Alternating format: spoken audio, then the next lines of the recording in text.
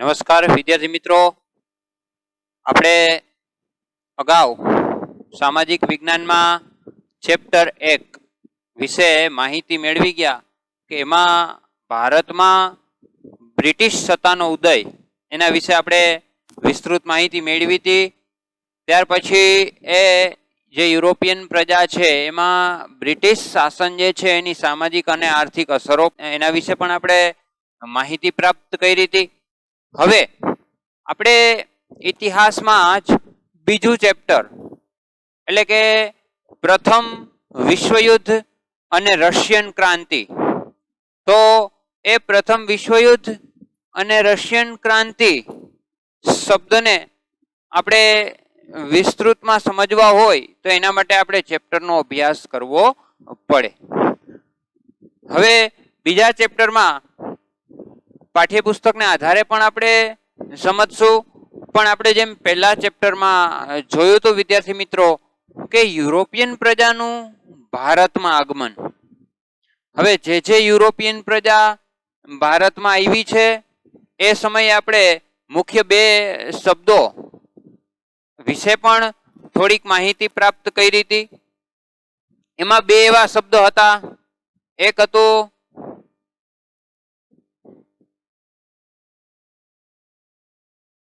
સામ્રાજ્યવાદ. તો એ સામ્રાજ્યવાદનો અર્થ શું, એની ડેફિનેશન શું, એની સંકલ્પના શું? જો કે ચેપ્ટરની સાથે તમને આવા બીજા અન્ય શબ્દોની જે ડેફિનેશન છે એની પણ પીડીએફ અહીંથી મોકલવામાં આવશે. પણ અત્યારે જો આપણે સમજીએ તો કે સામ્રાજ્યવાદ એટલે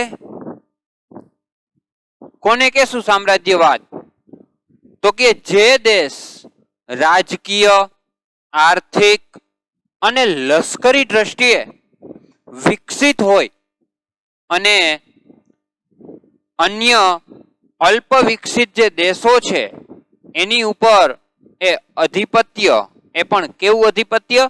તો કે રાજકીય અધિપત્ય સ્થાપી શકે, તેને સામ્રાજ્યવાદ તરીકે આપણે ઓળખીશું.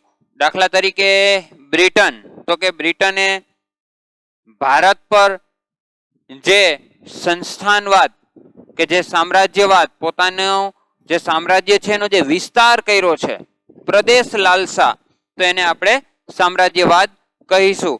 ટૂંકમાં જો એની વ્યાખ્યા જોઈએ આપણે તો વિદ્યાર્થી મિત્રો સંકલ્પનામાં કીધું છે કે જે દેશ રાજકીય, આર્થિક અને લશ્કરી દ્રષ્ટિએ વિકસિત હોય અને અન્ય અલ્પ વિકસિત દેશ પર પોતાનું રાજકીય અધિપત્ય સ્થાપવા માટે પ્રયત્ન કરે કે સ્થાપે, તો એને એક સામ્રાજ્યવાદની ભૂખ આપણે કહીશું. દાખલા તરીકે બ્રિટનનું ભારત પર શાસન, એટલે કે અંગ્રેજો જ્યારે ભારતમાં આવ્યા અને પોતાની જે પ્રદેશ લાલસા છે, એની જે ભૂખ છે, એને કારણે એને ભારતમાં જે અલગ અલગ જગ્યાએ પોતાનું અધિપત્ય સ્થાપ્યું, તો એને આપણે સામ્રાજ્યવાદ કહી શકીએ. ત્યાર પછી એક બીજો શબ્દ છે પાઠ્યપુસ્તક રિલેટેડ જ, જેને સંસ્થાનવાદ. પહેલા આપણે જોયું સામ્રાજ્યવાદ, બીજું છે સંસ્થાનવાદ. તો કે સંસ્થાનવાદ એટલે શું, તો એ પણ આપણે જોઈએ. તો વિદ્યાર્થી મિત્રો બીજો વર્ડ છે સંસ્થાનવાદ, કે ભાઈ વ્યાપાર કરવા માટે એક રાષ્ટ્ર, કોઈ એક દેશ એ બીજા રાષ્ટ્રમાં કે બીજા દેશમાં પોતાનું વેપારી મથક એટલે કે કેન્દ્ર, સેન્ટર, કે પછી એની વસાહત સ્થાપે, તો એને આપણે સંસ્થાનવાદ કહીએ છીએ. આ બે શબ્દોને આપણે એટલે ડેફિનેશનમાં સમજીએ છીએ કારણ કે આ બંને શબ્દો દ્વારા જ આપણા ચેપ્ટરનો જે કન્સેપ્ટ છે પ્રથમ વિશ્વ યુદ્ધ, વિદ્યાર્થી મિત્રો ફર્સ્ટ વર્લ્ડ વોર જો સર્જાવા પાછળના કોઈ મહત્વના કારણો હોય તો એમાં આ સામ્રાજ્યવાદ અને સંસ્થાનવાદ જે છે એ મુખ્ય રહેલા છે. હવે પાઠ્યપુસ્તકને આધારે પણ આપણે ચોક્કસ એને સમજીશું કે ભાઈ પશ્ચિમ યુરોપના અમુક દેશ છે. આપણે જોઈ ગયા કે યુરોપિયન પ્રજાનું જેમ ભારતમાં આગમન થયું હતું એમ માત્ર ભારતમાં જ નહીં પણ વિશ્વના એવા બે મુખ્ય ખંડ, એક એશિયા અને એક આફ્રિકા. આ એશિયા અને આફ્રિકામાં પ્રભુત્વ જમાવવા માટે જે મહત્વની પ્રક્રિયા હાથ ધરાઈ છે, અથવા તો એ સામ્રાજ્યવાદની ભૂખ લાલસા કે સંસ્થાનવાદ માટે જે નાના નાના યુદ્ધો કે ઘટનાઓ બની છે, એને આધારે જ વિશ્વ જે છે એ ધીમે ધીમે એક પ્રથમ વિશ્વયુદ્ધ તરફ જાણે કે જતું હોય છે. તો એના વિશેની જ આપણા પાઠ્યપુસ્તકમાં સમજ આપી છે. યુરોપિયન પ્રજા અને એમાં પણ પશ્ચિમ યુરોપના જે દેશો છે એમાં પણ વાત કરીએ તો નેધરલેન્ડ છે, બેલ્જિયમ, લક્ઝમબર્ગ, સ્પેન છે, ઇટાલી છે, જર્મની છે, ફ્રાન્સ છે, બ્રિટન, ગ્રેટ બ્રિટન, બરોબર. તો આવા પશ્ચિમ યુરોપના ઘણા બધા દેશો જે છે એ ધીમે ધીમે આ વિશ્વયુદ્ધ તરફ સંસ્થાનવાદ અને સામ્રાજ્યવાદને આધારે જાય છે. એના વિશે જ આપણા ચેપ્ટરમાં થોડીક માહિતી આપી છે. તો હવે વિદ્યાર્થી મિત્રો આપણે એ પાઠ્યપુસ્તકને આધારે થોડીક માહિતી મેળવીએ, જોઈએ પાઠ્યપુસ્તકને આધારે. તો વિદ્યાર્થી મિત્રો આપણે વાત કરી હતી કે યુરોપના, પશ્ચિમ યુરોપના જે દેશો છે એમાં સામ્રાજ્યવાદ અને સંસ્થાનવાદ. તો પાઠ્યપુસ્તકને આધારે પણ આપણે જોઈએ. ચેપ્ટર 2, પ્રથમ વિશ્વયુદ્ધ, રશિયન ક્રાંતિ. પશ્ચિમ યુરોપના રાષ્ટ્રોની સામ્રાજ્યવાદની ભૂખ અને પ્રદેશ લાલસાને લીધે તેમણે એશિયા અને આફ્રિકાના દેશોમાં જઈ સંસ્થાનો સ્થાપ્યા અને તેમની સત્તાનો વિસ્તાર કર્યો. પરિણામે યુરોપના દેશો વચ્ચે સંસ્થાનો સ્થાપવાની સ્પર્ધાઓ શરૂ થઈ. જુઓ, એક પછી એક પશ્ચિમ યુરોપના જે દેશો છે એ એશિયા અને આફ્રિકા, આપણે અગાઉ પણ વાત થઈ હતી કે ભારત તરફનો નવો જળમાર્ગ એ શોધવા માટે ઘણા બધા પ્રયત્ન થયા હતા, પણ જે લોકો નિષ્ફળ ગયા તો જરૂરી નથી કે પાછા પોતાના વતન ફર્યા હોય. ઘણા બધા એવા સાહસિક નાવિકો હતા કે જેને આફ્રિકામાં, એટલે કે આફ્રિકાની ફરતે જે ચક્કર લગાવવાની હતી, તો ઘણા બધા દેશોએ પોતાના સંસ્થાનો જે છે આફ્રિકા ખંડના જે અલગ અલગ દેશો છે ત્યાં સંસ્થાનો સ્થાપવાની શરૂઆત થઈ ચૂકી હતી. તો આવી રીતે સત્તાનો વિસ્તાર કર્યો. પશ્ચિમ યુરોપના સંસ્થાન ભૂખ્યા દેશોએ એશિયા આફ્રિકાના દેશોને આર્થિક, સામાજિક અને સાંસ્કૃતિક નુકસાન પહોંચાડ્યું હતું. વિશ્વ રાજકારણમાં તેના એવા પરિણામો આવ્યા કે જેને લીધે પ્રથમ વિશ્વયુદ્ધ, રશિયાની બોલ્શેવિક ક્રાંતિ વગેરે જેવા અનેક બનાવોનું સર્જન થયું. અને વિદ્યાર્થી મિત્રો, ખરેખર આ એક એવી પ્રક્રિયા હતી, એક એવી સ્પર્ધા હતી કે જેને કારણે અહીંયા લખ્યું જ છે કે જે એશિયા અને આફ્રિકાના દેશો છે એને સાંસ્કૃતિક, આર્થિક કે રાજકીય અસર પહોંચાડી હતી.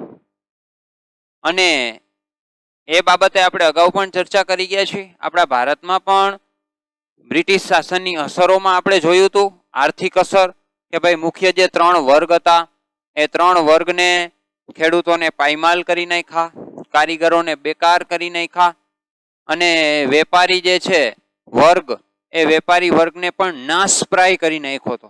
તો આવી પ્રક્રિયાઓને આધારે જ એ પશ્ચિમ યુરોપના જે દેશો છે એને એશિયા, આફ્રિકાના જે દેશો છે એમાં પોતાનું આધિપત્ય સ્થાપવા માટે પ્રયત્ન હાથ ધર્યા હતા. અને એની અસર સમગ્ર વિશ્વ રાજકારણમાં થઈ હતી. અને એ અસરો પણ એવી, અત્યારે આપણા ચેપ્ટરમાં જે મુખ્ય 2 બાબતો છે, પ્રથમ વિશ્વયુદ્ધ અને બીજું છે રશિયન ક્રાંતિ. તો વિશ્વ રાજકારણમાં એ અવિસ્મરણીય ઘટના છે, યાદગાર ઘટના છે કે ક્યારેય ભૂલી ન શકાય. અને એની પાછળનું કારણ જે છે આ પશ્ચિમ યુરોપના જે દેશો છે એની પ્રદેશ લાલસા, એમનું સંસ્થાનવાદ અને એમનું સામ્રાજ્યવાદ. તો જોઈએ આગળ નેક્સ્ટ પાઠ્યપુસ્તકને આધારે.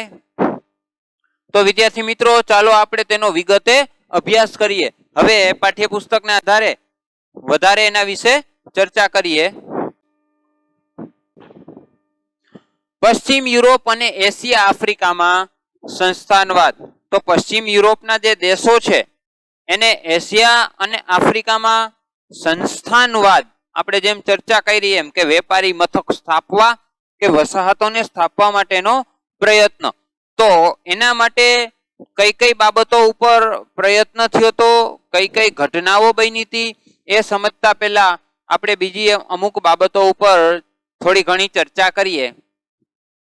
અત્યાર સુધી આપણે એ જ જોયું કે પશ્ચિમ યુરોપના દેશો એશિયા અને આફ્રિકામાં સંસ્થાનવાદ અથવા તો એમને પ્રદેશવાદની ભૂખ હતી.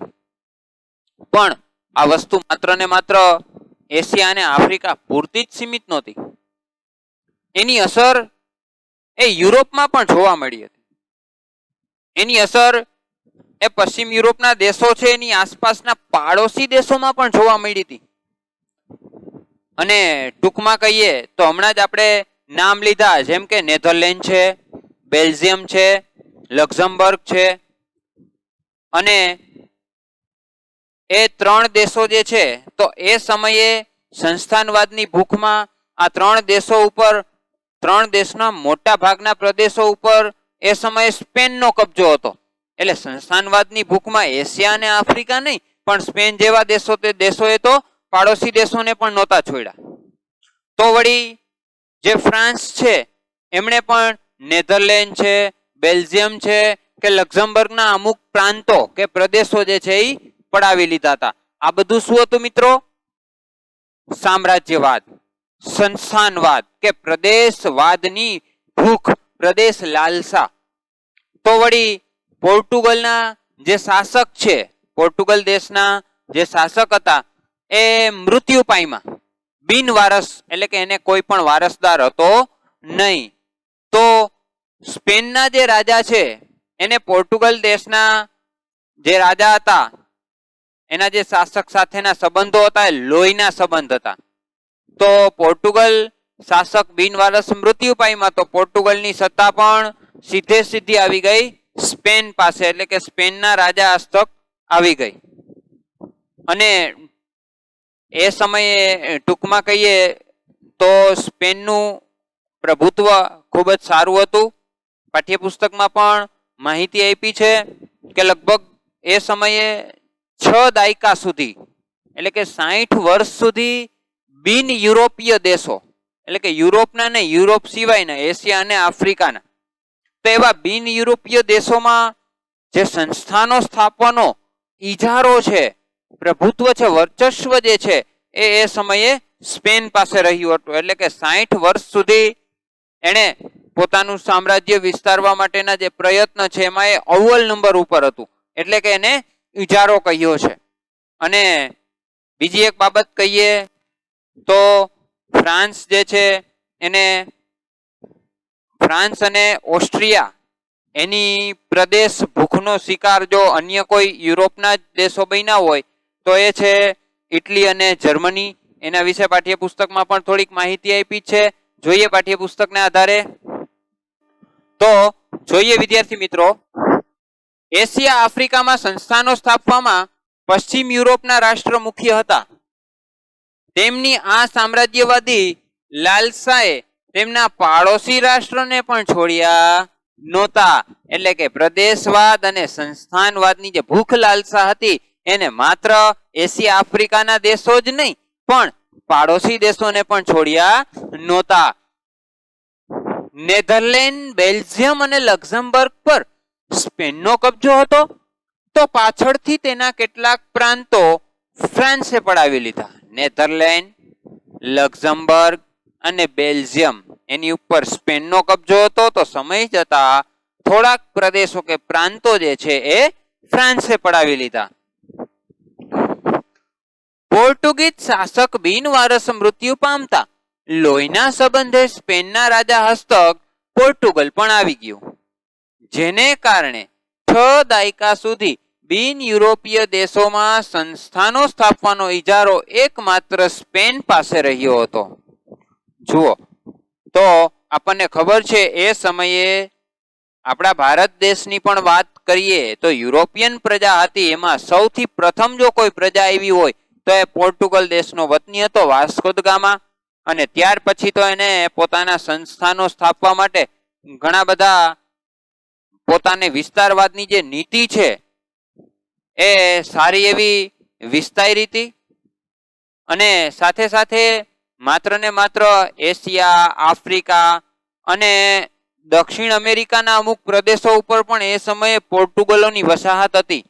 હા, આપણા ભારતમાં એ સીમિત હતું. દાખલા તરીકે શરૂઆતમાં આવ્યા ત્યારે વિસ્તારવાદની નીતિ હતી, પણ સમય જતા મુઘલ એમ્પાયર સામે ટકી શક્યા નહોતા. તો સહજ રીતે એમની પાસે દીવ, દમણ અને ગોવા જેવા પ્રદેશો તો હતા જ. તો આવા જે પોર્ટુગીઝ છે એની જે શાસન વ્યવસ્થા જે છે એ પણ સીધી કોની પાસે વહી જાય છે? સ્પેન પાસે. તો એ 6 દાયકા સુધી સ્પેન જે છે બિન યુરોપીય દેશોમાં એનો ઇજારો જાળવી રાખે છે. હવે આગળ જોઈએ. એ જ રીતે ફ્રાન્સ અને ઓસ્ટ્રિયાની પ્રદેશ ભૂખનો શિકાર ઇટાલી તથા જર્મન રાજ્ય પણ બન્યા હતા. જોકે જ્યારે એશિયા, આફ્રિકાના દેશો પર સ્વતંત્ર યુરોપીય સત્તાઓની પકડ મજબૂત બની રહી હતી, ત્યારે આ બધા દેશો સ્વતંત્ર થઈ ગયા અને તેમને પણ પોતાના અગાઉના માલિકોના માર્ગે ચાલી એશિયા, આફ્રિકાના કેટલાક રાજ્યોને પોતાની સત્તા હસ્તક લીધા. હવે અહીંયા પણ વાત એ જ કરી છે કે એ સમયે પશ્ચિમ યુરોપના જે દેશો છે એને પોતાનો પ્રદેશવાદનો વિસ્તાર માટેના પ્રયત્ન હાથ ધર્યા હતા અને પાડોશી દેશોને પણ મૂક્યા નહોતા. બીજી એક બાબત અહીંયા કીધી છે કે ફ્રાન્સ અને ઓસ્ટ્રિયા એના પ્રદેશ ભૂખનો શિકાર કોણ બન્યું હતું? ઇટાલી અને જર્મની. તો ઇટાલી અને જર્મની જે છે એ સમયે ગુલામ રહી ચૂક્યા છે એમ પણ કહી શકીએ. પણ બીજી એક બાબત કીધી છે કે એશિયા અને આફ્રિકાના દેશો જ્યારે સ્વતંત્ર યુરોપીય સત્તાઓની પકડ મજબૂત બની રહી હતી, એટલે કે આપણા ભારત ઉપર ઇંગ્લેન્ડની જ્યારે પકડ મજબૂત બની રહી હતી, એ પોતાનો વિસ્તાર વધારી રહ્યું હતું, એ સમયગાળા દરમિયાન ઇટાલી અને જર્મની જેવા દેશો શું થઈ ગયા હતા? સ્વતંત્ર થઈ ગયા હતા. અને એમણે પણ શું કર્યું? તો કે અગાઉ એમના માલિક એટલે તો કે ફ્રાન્સ છે, સ્પેન છે, બરોબર. આવા જે દેશો જે સંસ્થાનવાદ, જે સામ્રાજ્યવાદ ની સ્પર્ધામાં હતા, એમ જર્મની અને ઇટાલીએ પણ શું કર્યું? એ પણ એમાં કૂદ્યા અને એ પણ પોતાના સામ્રાજ્યવાદના વિસ્તાર માટે એ આગળ વધ્યા. હવે બીજી એક બાબત કે એ સમયે આપણા જે પ્રથમ વિશ્વયુદ્ધનું મહત્વના કારણો છે એમાંનું એક એ પણ છે. આ એક પેરેગ્રાફમાં એ ઘણી બધી બાબતો રજૂ કરે છે. દાખલા તરીકે એશિયા અને આફ્રિકા. એશિયા અને આફ્રિકાના મોટા ભાગના જે દેશો છે એની ઉપર તો જેમ કે આ સ્વતંત્ર થયેલા દેશો છે એના માલિકો એટલે કે સ્પેન છે, ફ્રાન્સ છે, ઇંગ્લેન્ડ, બ્રિટન છે, એમણે પોતાનું અધિપત્ય સ્થાપી દીધું હતું. હવે ઇટાલી અને જર્મની હવે પછી એમાં ઝંપલાવે છે. પણ કહેવાનો મતલબ કે એશિયા અને આફ્રિકામાં 70-80% જેટલો ભાગ તો લગભગ એના માલિકો પાસે આવી ગયો હતો. એટલે કે મોટા ભાગના પ્રદેશો તો એમના જે માલિકો છે એમને હડપી લીધા હતા. હવે પાછળ જે વૈધા છે, અથવા તો એમ પણ કહીએ કે કંઈ વૈધું જ નથી ખાસ, જે મહત્વના બંદરો છે, મહત્વની જગ્યાઓ છે, મહત્વના સિટીઝ છે, એ બધી જગ્યાએ તો પોતાનું અધિપત્ય સ્થાપી દીધું હતું. તો હવે જર્મની અને ઇટાલી જેવા દેશો જે છે, જે નવોદિત રાષ્ટ્રો છે, સ્વતંત્ર થયા છે અને એ આ સામ્રાજ્યવાદની જે સ્પર્ધા છે, હરીફાઈ છે, એમાં ઝંપલાવે છે, તો એમણે એ સામ્રાજ્યવાદ વિસ્તારવા માટે શું કરવું? તો એમણે સામ્રાજ્યવાદ વિસ્તારવા માટે શું કર્યું હતું? કારણ કે એમની પાસે વધારે હવે ભાગ હતો નહીં.